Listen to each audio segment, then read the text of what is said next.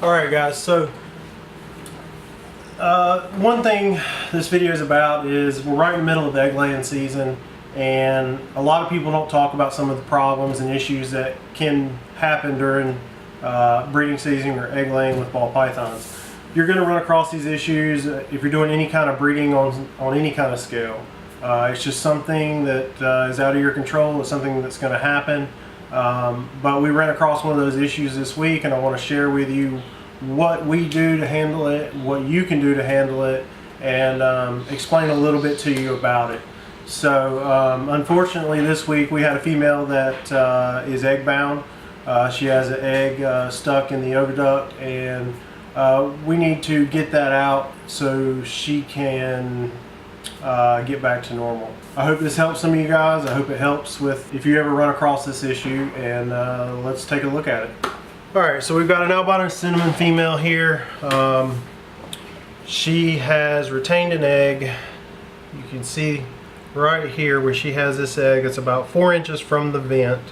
I have ultrasounded her, and this is the last egg that is in her. Now, if the animal has retained an egg up towards some of the upper part of the oviduct, towards some of the vital organs, I would probably recommend contacting a vet. This is the only time that I would do this in this situation is when it's the very last egg and it's within a reasonable distance of the vent. But I want to show you guys what we do and how we handle it. This is not something that I would recommend you doing if you don't have a lot of experience with ball pythons. So what you want to do is this is stuck in her sidewall. So if she pushes it any further, it's probably going to tear the inner lining of the oviduct, and it could cause some serious infection and a lot of harm to her. So we just don't want to go that route. We just want to get this egg out. Unfortunately, we're not going to be able to save this egg. We just want to get this egg out and get her back on track. So here's what I do. What I do is I implode the egg. I use a 22 gauge hypodermic needle, and what I do is you want to go in next to, there's this last row of scales right here on the side where they hit the belly scales. So what you want to do is you want to go in right in between the belly scale and the lateral scales down the side and implode that egg as much as possible is what you want to do. So that's what we're going to do here, and let's go ahead and knock this out. This is going to be a little uncomfortable for her, but it's for the best.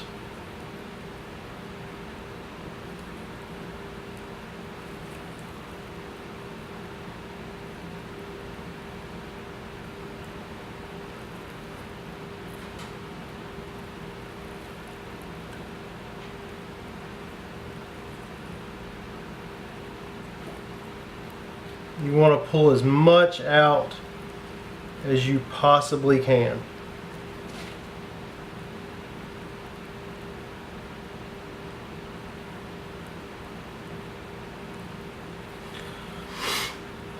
So this is the fluid that's inside the egg, the yolk.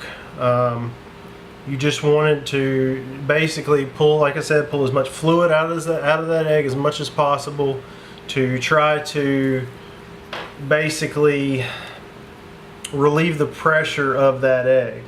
Now, a lot of vets and stuff will try to massage this out.